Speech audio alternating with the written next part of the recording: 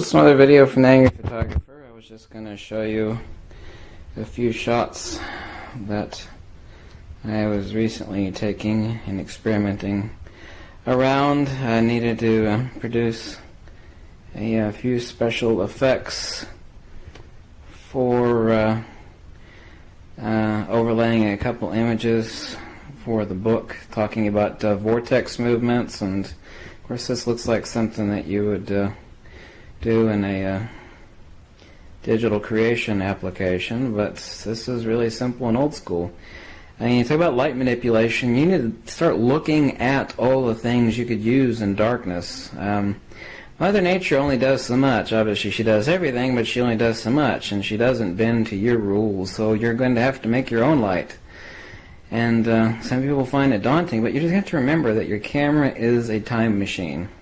This is no flash photography. These are LED shots, and you need to start looking at tools. Some of the best paint brushes, which is a perfect analogy because that's what it is. You're painting with light.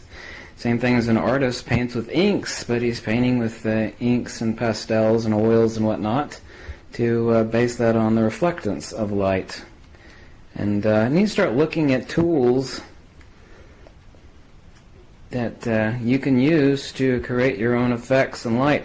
I actually did a portrait shot of a woman late in the evening using this little toy, not the fiber optics, but the little LEDs. I used rear curtain sync, and I had an exposure of 6 seconds. I had her sit still, but it didn't make any difference if she sat still or not. I just waved this cute little $3 toy that you can get on eBay around her head, and I had my flash do a rear curtain sync of her at the last second of the 6-second exposure.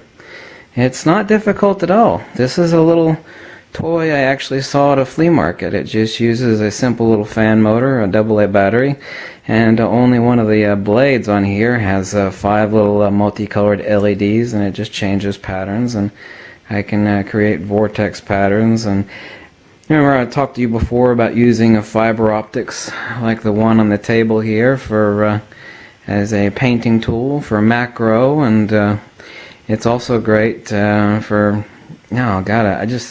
a number of things.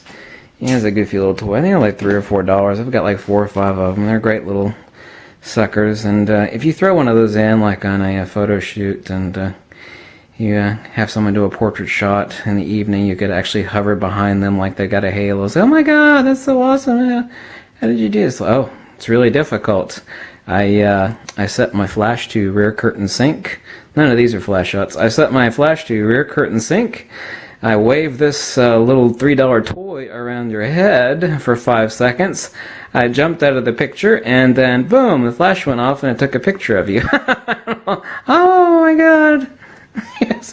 So it's all about composition. Obviously these aren't compositionally beautiful. These are some experiments. I got a couple of them right out of this, and do some crops on vortex.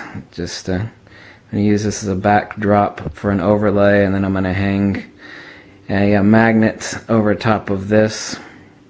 So I'm going to layer a couple shots using this photo or another one that I took about vortex and dielectricity and magnetism. But this is really simple. I use a $3 child's toy. You really do have to think not only in terms of aperture and shutter speed, but what you can accomplish by using your camera as a time machine in total darkness. It doesn't have to be total darkness. I mean, the room doesn't have to be pitch black. I mean, if you adjust your ISO low enough and you adjust your shutter speed to a specific rate, you need to look at your light intensity. Just experiment around a little bit, and you'll get everything perfect. It's not that hard. Like I said, the days of film are pretty much over, so it's like, I just took it, I'm going to take a shot, okay, I want to change this a little bit, I'm going to change the lighting a little bit, I need a little bit more depth of field or a little less, instant results.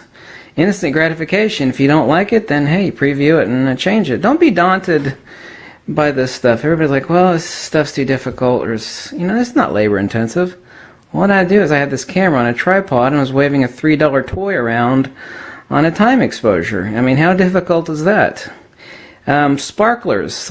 People love to make outdoor nighttime portraits using sparklers. I'll actually use the fiber optic cable over here as a whip.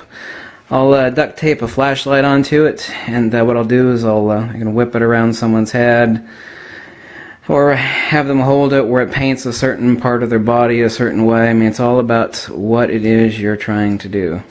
And I had to get 30 experiments on this to where I got the few shots that I wanted out of this, but it only took me 10 minutes. No big deal, right? Tough stuff? No, it's not tough stuff at all. I got what I wanted, and there's my shot for background overlay, and I'm going to superimpose a magnet over it. So I'll catch you later, and let me know if you got any questions. Another video from the Angry Photographer, and I need more caffeine. Bye.